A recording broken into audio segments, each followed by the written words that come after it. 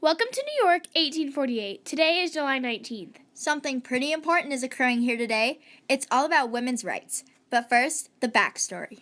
Everyone knows about Martin Luther King and his fight for African American rights, yet not many people know about how women in the struggle for their rights and the convention that started the whole fight. At the Seneca Falls Convention in New York from July 19th to 20th in 1848, 260 women and 40 men met to approve of women's rights for equality and the right to vote. The attendees also fought for the responsibility for women to go to work, school, and church equally. The Seneca Falls Convention helped women continue on the fight for women's suffrage, which ended 34 years after. Remember the Ladies by Abigail Adams in 1776 was a huge event in women's suffrage. Abigail Adams was only known as the wife of John Adams until she felt the need to speak her mind and wrote the Remember the Ladies letter to her husband. Abigail wrote the letter to inform John and his fellow members of Congress how she felt about the Constitution of the United States and how it talked about men having more power than women. As said in her letter, I long to hear that you have declared an independency. And by the way, in the new code of laws, which I suppose it will be necessary for you to make, I desire you would remember the ladies, and be more generous and favorable to them than your ancestors. Do not put such unlimited power into the hands of the husbands. Remember, all men would be tyrants if they could. If particular care and attention is not paid to the ladies, we are determined to foment a rebellion, and will not hold ourselves bound by any laws in which we have no voice or representation. Educating women developed slowly with Worcester, Massachusetts, opening the first public high school for girls in 1824. Oberlin became the first college to admit women in 1837 with separate courses, thereby illustrating ambivalence at truly educating women. We then asked Professor Alexander a few questions, such as, what did women think of men having more rights than them, and what did they do about it? Probably a lot of women who kind of took it for granted because that's what they were used to. They'd never known women to have more rights than men or for women to have equal rights with men. But I should say that by the 1820s and 1830s and 1840s, increasing numbers of women, some black and some white, were becoming very concerned about rights for women. Some of that concern grew out of the abolition movement, out of the movement to end slavery, because as Americans became involved in the abolition movement or anti-slavery movement, they began to learn about how badly women specifically were treated, and that women couldn't protect their children, couldn't protect their own bodies, couldn't protect themselves from overwork.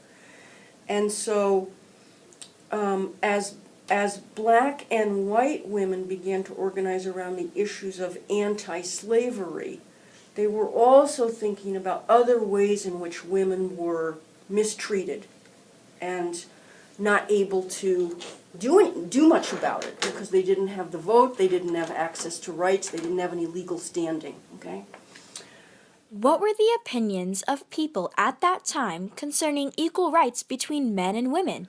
A lot of men and women thought that women's rights would be disruptive, that men and women would no longer know their place in the family, that they would be competing for authority, and that stability would kind of fall apart. And this was an argument that many, many, many people made. They argued as well that women were too emotionally unstable, too assume political responsibilities, that they were not intellectually up to it. I mean, there were all sorts of arguments, but fundamentally those arguments all in some way concern societal stability. And they thought that if women had rights, they would act like men. And if they acted like men, if they became masculine, then families would just become these hotbeds of controversy, with these alpha males going at it. So it may sound kind of preposterous to us now, but that is the way the anti-suffragists argued, that this was an invitation to destabilize society.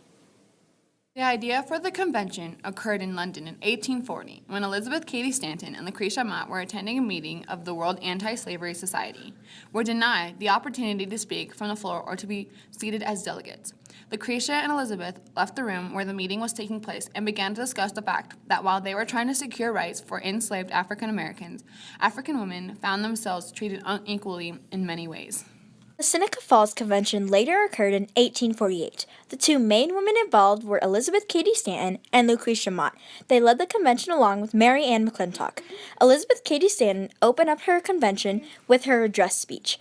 In her speech, she had said, "We have met here today to discuss our rights and wrongs, civil and political, and not, as some have supposed, to go into detail of social life alone. We do not propose to petition the legislator to make our husbands just, generous, and courteous, to see every man at the head of a cradle, to clothe every woman in male attire." There were 300 people who showed up to the convention on July 19th and 20th. 260 of the attendees were women. 40 men showed up to participate and hear what Lucretia Mott and Elizabeth Cady Stanton had to say about women having the same amount of responsibility and rights as men. On July 20th, the last day of the convention, Elizabeth and Lucretia asked all the attendees to sign the Declaration of Sentiments. The Declaration of Sentiments states, "We hold these truths to be self-evident, that all men and women are created equal, that they are endowed by their Creator with certain inalienable rights, that among these are life, liberty, and the pursuit of happiness. That to secure these rights, governments are instituted, deriving their just powers from the consent of the governed." The attitude towards unmarried women was integral in the women's suffrage movement because most of the women in the movement were spinsters, so they were objects of derision, not just by the men around them, but by their sisters. Other big supporters of the women's suffrage movement were Elva Vanderbilt Belmont and Margaret Brown. Margaret and Elva were good friends. Miss Belmont was such a leader in the women's suffrage movement, Margaret moved back east and lived in a rented cottage in Newport, Rhode Island, to be close to Miss Belmont, to assist her in her activities. It was important to be near Washington, D.C. and New York because those were the two epicenters of the suffrage movement. One of the many opposers was the Oneida Whig newspaper. A line from the newspaper had said, "Having deprived her of this first right of a citizen, the elective franchise, thereby leaving her without representation in the halls of legislation. He has oppressed her on all sides. He has made her, if married, in the eye of the law, civilly dead." This line means that having her lacking the right to vote, she doesn't have experience in making laws. He has weighed her down and made her technically dead when it comes to rights. Since the people who were at the Seneca Falls Convention and all the other men and women who believed in women's rights fought for what they believed in and stood up to the opposers who didn't think that women should have equal rights to men. This fight against the opposers showed that the Seneca Falls Convention attendees wouldn't have fought for rights for women. They couldn't have gone to school, work, or church equally. At the Seneca Falls Convention, many resolutions of what to fight for in the Declaration of Sentiments were made. One of them included that because women were being taxed equally to men, they should have equal rights to men. In the article, "Women's Suffrage," they said, "Taxation and representation are inseparable." This was a major issue to fight for, mainly because of the country's past with this issue. During the American Revolution, Americans fought very hard for representation if they were being taxed. Now it was happening all over again, except only for women.